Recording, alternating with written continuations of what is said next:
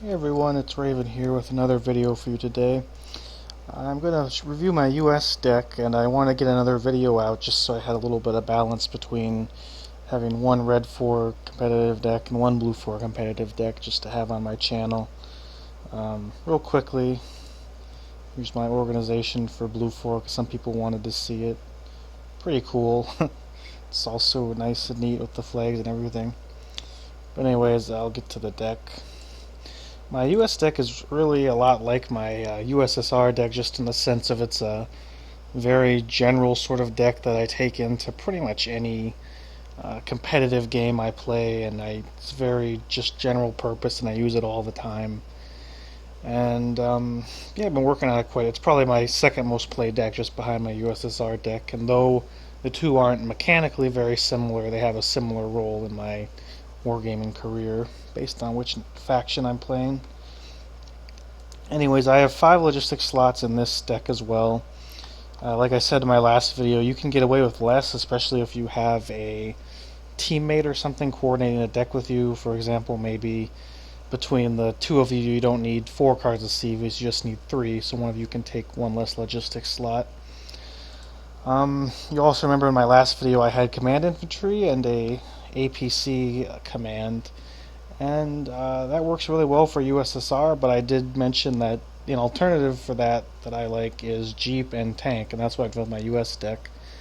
I have the Jeep CV, which is 100 points, very fast, very affordable, but not very well armored, or doesn't have much HP, so I use these to kind of capture rear areas, secure a territory, and secure it quickly because you can get so many of them out. You have 7 per card, and then I have the Command Abrams, which is it's one of the better command tanks in the game. It is very expensive, as you can see, but it has that all-important top armor. It's got 3 top armor, which means that, well, keep in mind, top armor is what helps you survive bombardments and artillery fire, which is probably most of the danger to your CVs, people trying to snipe them with indirect fire. And so this is really good for holding forward positions or just hotly contested areas. The gun and these stats really aren't important. You ideally shouldn't be using them, except as maybe a last resort if something's breaking through and your M1 Abrams can finish it off, maybe. And just notice 3 top armor compared to this command tank, the command M60, which only has 2 top armor. That's a big difference. Any command tank that has 3 top armor or more, I don't think there's any that have more, but that's really valuable. It's a lot better value than one with just 2 top armor. Any command tank that only has 1 top armor is completely useless. Don't take it. It dies just as easily as an APC command. And supply, I take the Hempt and the Super Chinook. Again, I'll put the math down here in annotations, but basically the Hempt is a lot better supply value per card per point than the cargo truck. Very much a no-brainer. I think the same could be true about the CH-53 versus the Super Chinook. I haven't run the math on them personally, but the main reason I took the Super Chinook over the CH-53, despite probably being less supply efficient, is because I already have a very low availability supply truck. I wanted a helicopter with a little more availability. Plus the Hempt has 2,400 liters of supply. The Chinook has 2,500, so it's kind of good synergy. One Chinook can fully resupply one Hempt with just a little bit left over.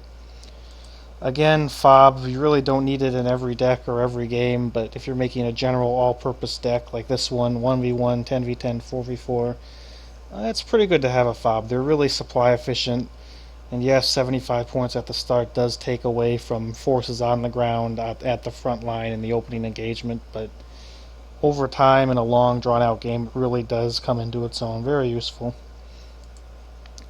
And then infantry, I take Rifleman 90 and the M2A2 Bradley.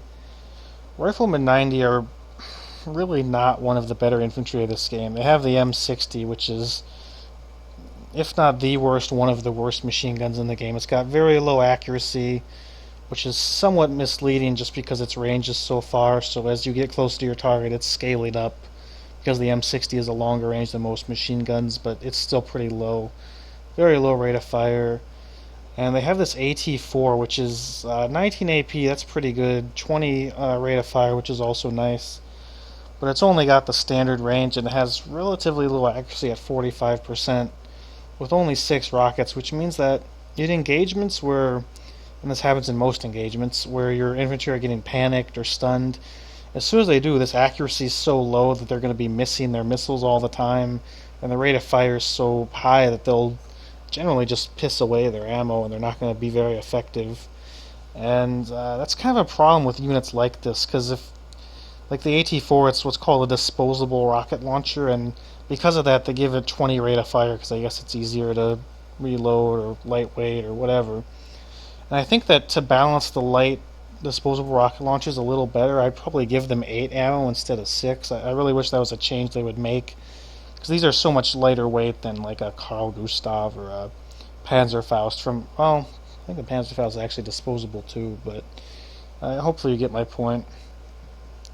Another important part of this card is the infantry fighting vehicle, and like the BMP-3 for Russians, this Bradley costs over twice as much as the Rifleman. So when you take this card, you're not taking the Rifleman. A lot of people think that, and you really shouldn't. You're buying a Bradley. This is essentially a vehicle card. This Bradley it's got a really high-powered, high-accuracy missile, very powerful autocannon, very good armor. It's just an excellent support unit to help with a tank push or drive away light vehicles or probing forces. It's very nice. But like I said, it's more than double what the Rifleman costs. So if you're just taking this card to spend 50 points per Rifleman squad to throw them into a city somewhere, that's really not what this is for. You don't want this card. For me, the Bradley is the main deal, and then the Riflemen are a dismountable extra. You'll leave them in the Bradley until there's some opportune moments, such as you need them to get out and advance into a forest in front of your tanks, or maybe occupy ground like a city that you've just rolled past, and then they're nice, but like I said, they're an extra. They're not the point of this card. And so moving on, we have U.S. Marines. U.S. Marines are pretty decent. They've got the high rate of fire, low accuracy rocket launcher, unfortunately, plus low AP, but on the other hand, it is long range, 875, and they do carry 12 rockets instead of the Rifleman's 6. So overall, that's not a terrible trade. They are shock, they are 15 men. They do have a Mini-Me, which I believe is the second best machine gun in the game, behind the MG3, of course. Relatively affordable at 25 points. And you see they have a very nice vehicle, the LVTP-7A1, which has nice armor. Oh, sorry. Very powerful grenade launcher, has a Browning, just in case, a little backup. You see this is 15 points compared to the U.S. Marines, 25 points. So unlike the Rifleman and the Bradley, this vehicle, while nice, is not the point of this card. This works in excellent support of the Riflemen, who are the main idea, and they're my line infantry and the guys I send into most situations, and the Riflemen really are great brawlers. Or I'm sorry, the U.S. Marines really are great brawlers.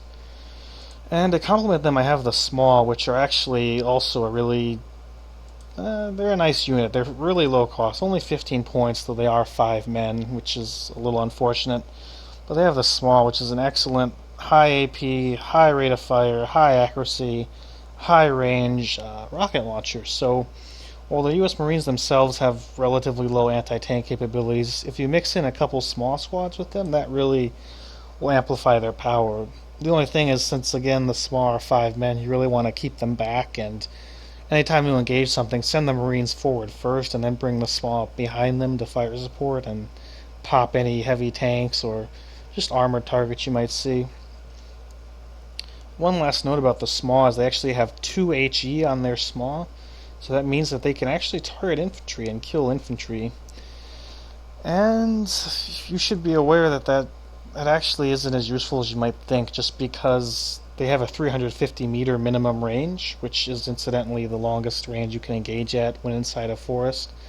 The reason this is because Eugen nerfed it, and that's just because people were using Small and units like them way too much in forests. They were way too dominant. So the solution was, I guess, to make it so they're impossible to use against infantry in forests. So this HE isn't really a very decisive factor. The only time it really comes into play is if you maybe pop an APC coming out of town with the Small, and then the infantry get out and you finish them off with the HE value. So It's a nice bonus, I guess, but definitely not something you want to really factor into your gameplay. My last unit is the Light Riflemen in Blackhawks. Blackhawks just because they're very fast and they have those nice twin miniguns that are great at suppressing infantry and sometimes killing helicopters. Light Riflemen themselves, that they're kind of much maligned. A lot in the community don't like them, and that's because, as far as an ATGM goes, it's actually a pretty short range ATGM, 1925 meters.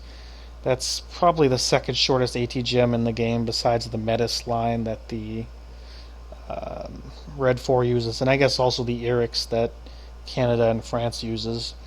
Very low AP, though pretty nice accuracy. And if you think of this unit like an ATGM unit, you probably will be disappointed. And I'll admit they have. Well, I'll get to that in a second. What I want to say is that as far as light infantry goes, that's what these guys are, is light infantry.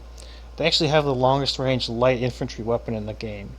That's great because they can defend towns from APC rushes, popping APCs. It's with 15 AP. They can snipe support assets like AA that are advancing with tanks if you target those. Just very versatile. They have a machine gun, which I think is actually better than the M60, though still not great. The only complaint is they are 30 points, which is pretty expensive, and they have regular training. I really feel that every shock infantry, every light infantry squad should have shock training. I think it's kind of ridiculous they're regular.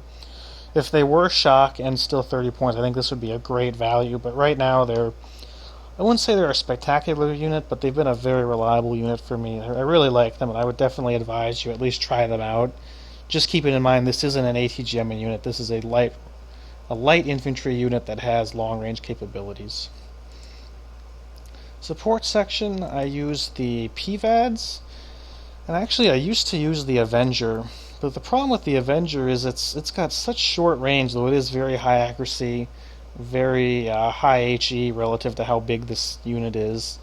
And if something flies over it, it's great. They're pretty much dead for sure because this thing kills like crazy. But it's such short range. It's really only useful for killing bombers or ambushing helicopters. So while I really like it, and I used it a lot in ALB, and I've used it a lot in Red Dragon, ever since they raised the flight altitude of a lot of planes, this thing's lost a lot of its value, I think.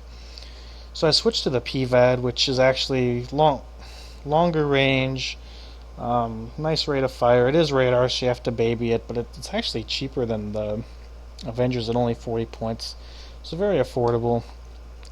And this also complements my Chaparral very well, which the Chaparral is a great area of denial, long range, decent accuracy, high HE. This will really deter helicopters and snipe them, but unfortunately you can see it's got 4 missiles on the rack.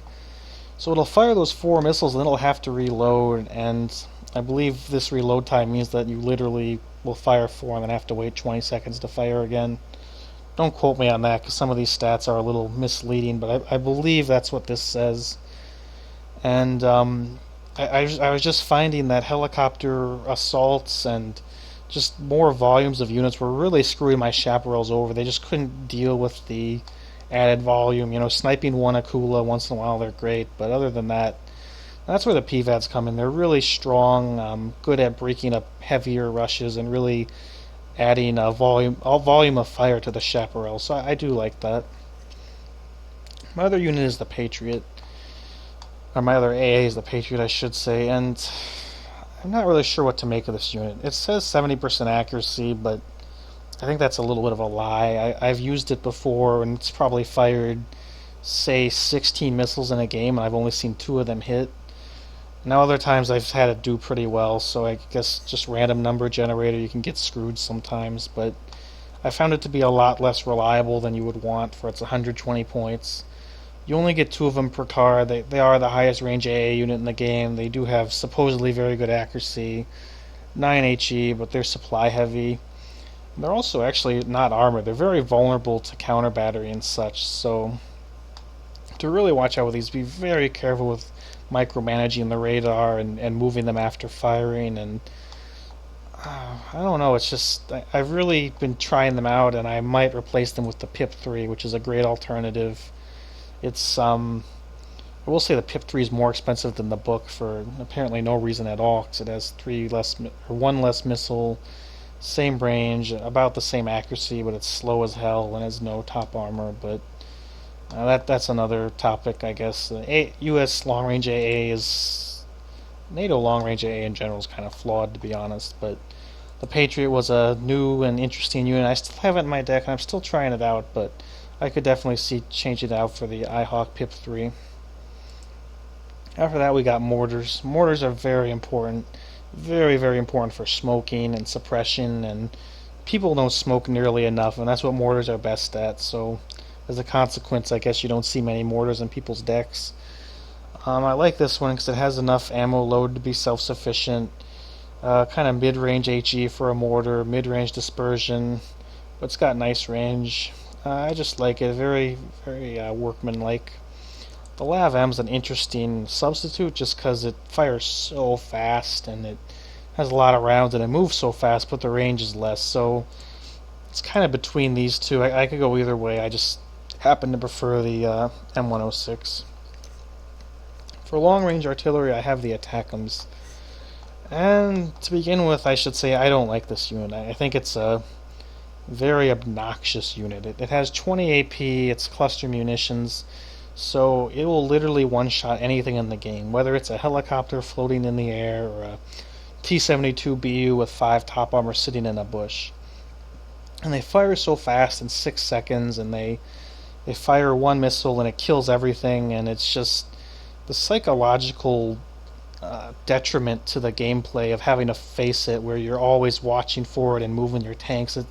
It's just so onerous, and I don't think it makes for good gameplay, especially when you've got like a 4v4 and 2 people have the attack and they're just harassing the hell out of you with it. Very hard to counter, even though it is slow and unarmored. If somebody's being careful with this, it's impossible to counter battery. It really is. I just don't like it, even though it is supply heavy and takes a long time to reload as a balancing effect. I wish they'd make it just a regular MLRS, but I am using it right now just to, I guess, try it out, because I haven't used it very much, but the more I do, the more I kind of hate myself and hate it. I guess I shouldn't even be saying this, but if you're going to use this effectively, it has 2 missiles and it fires them both. So because 1 is all you need, 2 would be overkill. You would always want to fire 1 missile and then click stop or hit E for stop or just move it so it doesn't fire the second missile. That way you'll have another round ready to go if you see another target. Because if you fire both, you'll just overkill it. Everything will be dead under the first missile already. What I used before this was the Paladin, which is kind of your standard advanced fire control long gun. It's 105 millimeters, fires fast, nothing very remarkable about it, but it's just a reliable, fast-firing artillery with apparently some cardboard boxes on the top. I don't know what that's all about. Tanks, you can see here I'm a big fan of the Abrams line. The M1A2 is just very standard, super heavy tank, 24 AP, great accuracy, great armor. All around a really great tank. I would take 2 of them if I could, but I can't, so I take the M1A1HC, which is kind of a pretend heavy. It's got 22 AP, 20 armor, so it's just right at the cusp of being able to play with and stand against the T-72 BUs of the world, and I like it because that along with the M1A2 gives me 5 really heavy tanks. Generally very reliable. You can see I take it over the M1A1HA, the M1A1 Abrams as well, because like I said in my last video, I don't think tanks in this price range are very effective right now. Just because the M1A1 doesn't have the armor or the damage to really face a T-72 BU or a T-80U, and neither does the M1A1HA really, because it's not upgunned from the M1A1. It's just not quite powerful enough to deal with heavies at anything but close range. So you're paying 80% of the cost for a super heavy, but you're not getting nearly that cost effectiveness when you are trying to confront super heavies. That's why the M1A2 is so important. And I hear a lot of people say, oh, why would I use a heavy tank? Someone's going to send an ATGM plane at it and kill it, and there goes 180 points. And yes, that's true, You have to be very careful with these heavy tanks and hide them and go from cover to cover and maybe put down a smoke wall next to them when you see a plane coming to try and stop missiles. And you just need to consider that when somebody sees an M1A2 Abrams, for one thing, no matter what they have on the field, they're going to need to adjust their playstyle a little bit to deal with it. Whether that's bring up their own T-72BU, or if they already had to start with one just to counter your M1A2. That's the other thing. If you start with just two M1A1 Abrams, what are you going to do with it? A T-72BU is going to roll right over you. So I usually start with a super heavy. Now, if somebody's going to counter this, they really have to buy a ATGM plane or a Apache type gunship helicopter. They have to sink points into something specifically to counter this. You make them change their playstyle. You make them change their build order to deal with you, and buy a plane which is essentially a 140-point missile that flies at your tank in a suicidal run and may or may not kill it depending on random dice rolls and how you react. And as long as you ensure those ATGM planes don't make it out alive, you come out pretty far ahead. It's just that there's a lot of things to be said for the psychological impact of bringing out a super heavy and what your enemy has to do to counter it, versus any other unit in the game where it doesn't require as much attention or thought. Very briefly, I'm going to talk about some... Oh wait, no, I didn't get to the M1IP yet. M1IP, great tank, probably the most cost-effective, balanced tank in Blue 4. Really high armor for the price range, really good accuracy. Yes, it's not maximum range gun. No, it's not the highest AP. It is really fast, though. Really workhorse type tank. I use it to bulk out my forces and support my heavier tanks. One thing that's underestimated a lot with Abrams is the two machine guns. Most people think the machine guns on their tanks don't even matter, but really, especially on this tank with so relatively affordable, those two machine guns really help you if you go into a forest with them and try and fight. Of course, everybody's saying, well, you can't send tanks into the forest, they'll die. And, well, yeah, you don't want to send tanks into a forest, but if you send a tank into a forest screened by a wall of Marines and LVTPs and then strategically bring the tank up to fire support whatever you run into, then you can do some really good work with Abrams.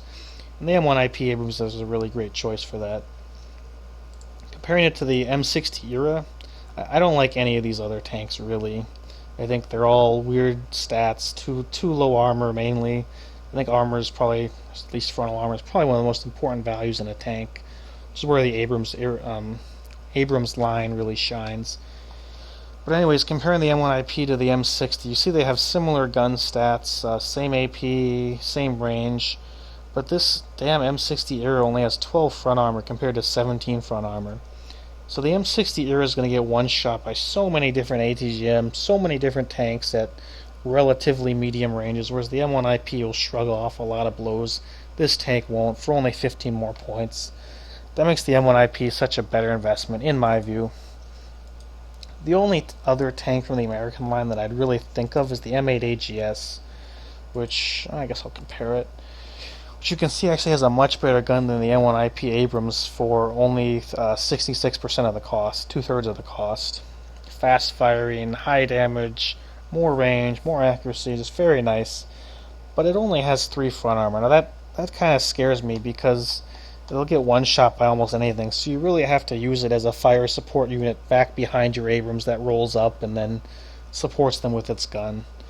Now, I did this in ALB. I used this M8 quite a bit back when it was 40 points, but now that it's 50 points, it's kind of right on the edge of being too expensive to call out for only 3 front armor. So I experiment with putting it in and trading one of these Abrams cards for it, but it's definitely something you could look at. Recon.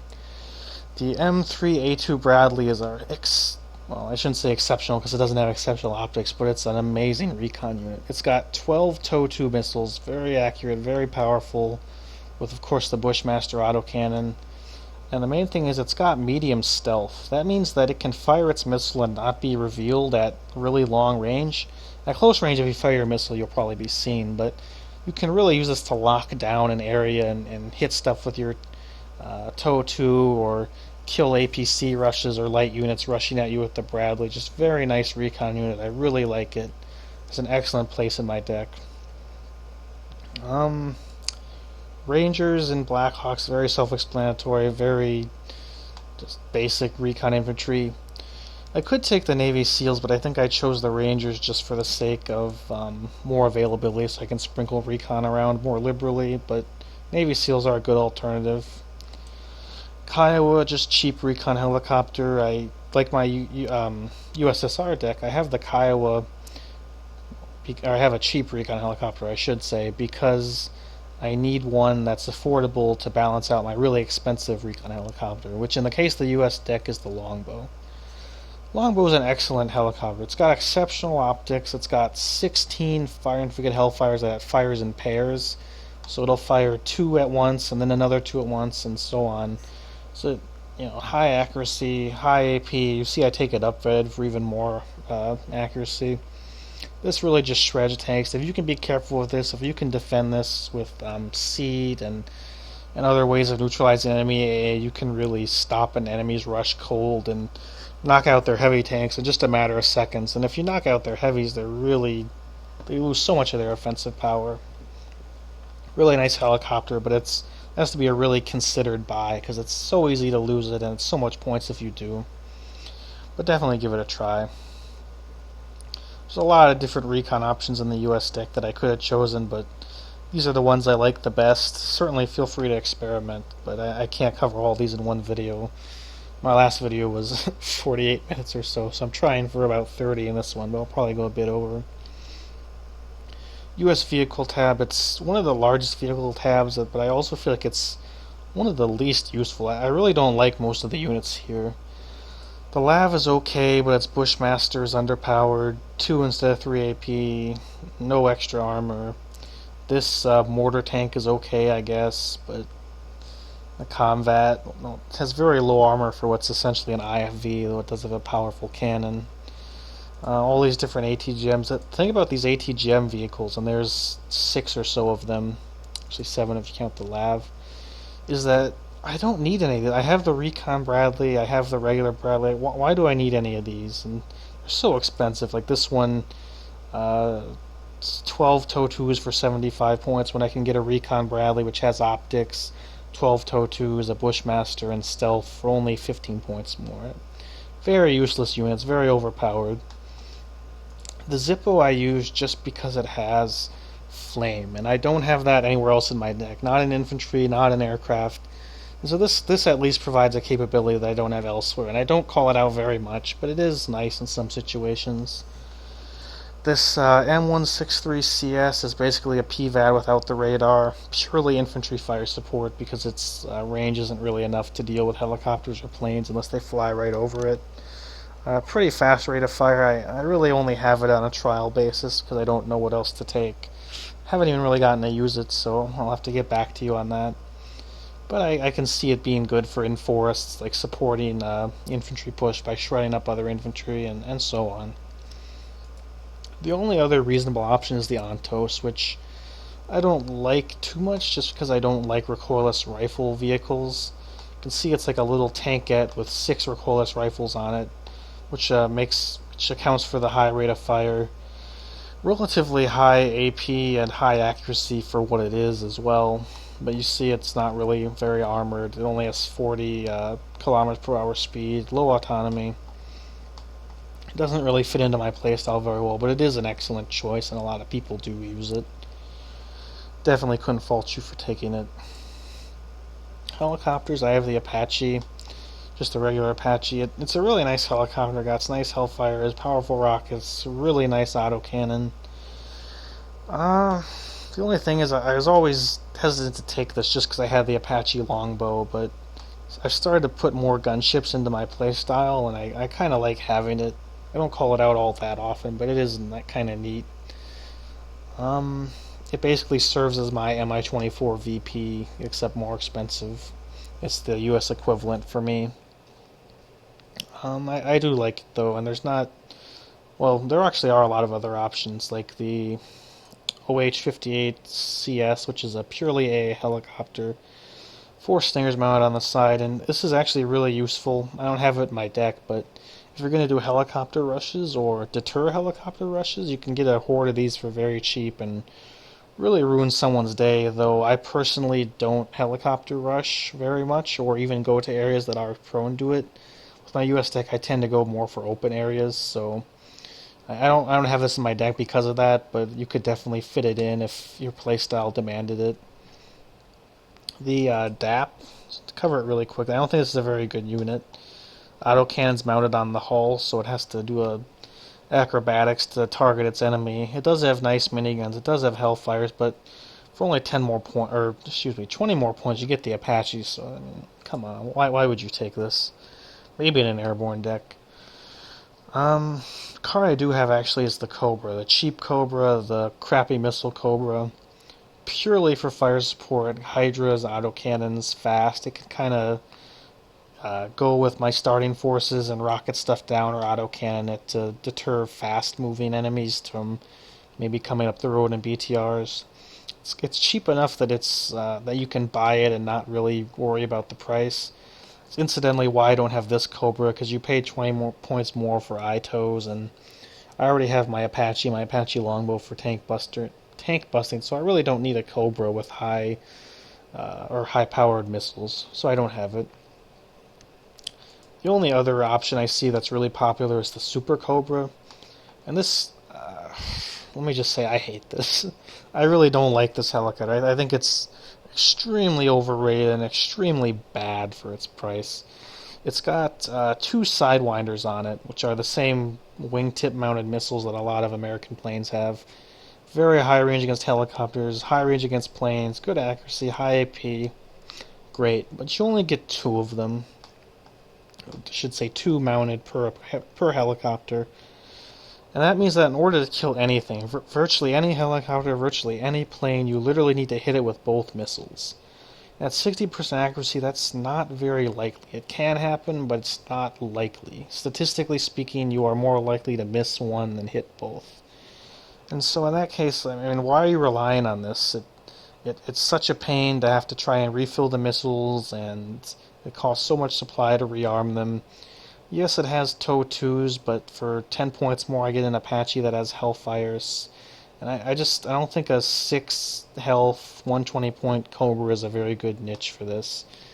And I just rather have the Apache, and I think you should too, personally. I would never take this helicopter, except maybe in a Marine deck, just because you can't get the Apache, or I think any other really good tank buster, except for the Seahawk, which only gets 4 Hellfires anyway, so maybe in a Marine deck, elsewise, no.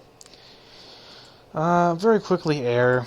F-16C Eagle has kind of a similar relationship to the PU, Su-27 PU in the USSR deck. I take it even though it's just one elite because it's the best of the best, so you never have to worry about an enemy approaching you with a better plane than this. You might fight on equal footing, but you'll never be outclassed. That's kind of an important thing, I guess. You can always do a straight-up fight and not, I guess, at least have a 50-50 chance of winning. There are good alternatives, though, like the F-15A Eagle. For only 130 points, it has pretty good ECM, nice armaments, very nice plane. It wouldn't be a bad idea to actually take both the F-15C and the A together. I think they'd complement each other well. I personally just don't have enough points to do that. The other option is the F-16C block, which would also be a great choice for that same role. You get 2 per card, which is nice. And it's not quite as good as the Eagle. It has less Sidewinders, less ECM, but otherwise very powerful, and you could certainly get that as well as the Eagle, but then they get to be quite pricey. I wish they'd add this back to the Marine deck, incidentally, because it used to be Marine and they took it away, just so Marines get a ASF. See, it's actually got an Army decal there on the... looks like an Army decal, I don't know. Anyways, I have the Hornet as my ATGM plane. This is literally the best ATGM card in the game. I stopped short of saying best ATGM plane because technically the Su-27M is better, but you only get one of those per card, whereas you get 2 Hornets per card. This thing is just, it's got long-range missiles, really high AP, good accuracy, 4 of them, 40% ECM, 2 of them, I should say 2 planes. It's great value ATGM. If you don't have this in your USA deck, you need to put it in, because this is Just an awesome plane. And likewise, if you have the A10 Thunderbolt in your deck, please take it out. This thing is a piece of shit in every. Tell me what you really think, right? This is. I hate this plane. This is like. It's got these 6 fighting frigate missiles with really piss poor accuracy, relatively low AP. It's slow as a fucking boat, 500 kilometers an hour. It's just. Yes, it has armor, but the high armor, slow ground pounder aircraft just doesn't have a good role in Wargame. You need to get in, get out, fire missiles. But if you loiter around, you're just gonna die. You're just gonna waste 140 points. And I can't tell you how often I've seen people send an A10 at my Soviet armored push and not even might hit 1 missile and then miss 3 missiles and not kill my heavy tank and then get just destroyed by my bucks. And it's a silly aircraft. I don't take it, please. Just take the Hornet. You'll love yourself so much more. I really like it. A little more positive note. I take my F-15D Strike Eagle. Used to be called Strike Eagle. Now it's just called Eagle. For my ground attack aircraft, it's got 4 1,000 kilogram bombs. It's essentially a mini F-111 with really nice ECM and really fast. Just a really great bomber, very versatile. It has enough power to actually hurt tanks, while it also just decimates infantry. Very good to escort it with seed, and if you can do that, it usually survives because of its ECM.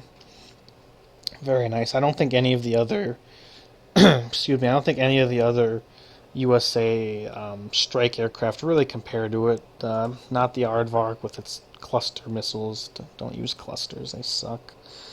I don't really like napalm. I don't think it's as useful as something that actually kills. The only real alternative to the F-15D is the infamous Nighthawk. And I really liked the Nighthawk in ALB, but it's just, over time, it's been so progressively and consecutively nerfed patch after patch, and it's just not as good anymore, and people complained about it too much, and now I don't think. It's got 0% ECM. Planes are a lot easier to see now in Red Dragon, despite the exceptional stealth, so I don't find that these get in and get out nearly as well as they used to. They don't seem to be as effective with their pay voids as they used to, even though they do have 2, so I think the Strike Eagle's just a lot better value. If you had an airborne deck, you might take both, but not in a general deck. And then lastly, we have the Prowler. It's an excellent seed aircraft, and I take it over the Raven, and when you actually compare their stats side by side, it's really a no-brainer for the Prowler. You only get 1 Raven versus 2 Prowlers.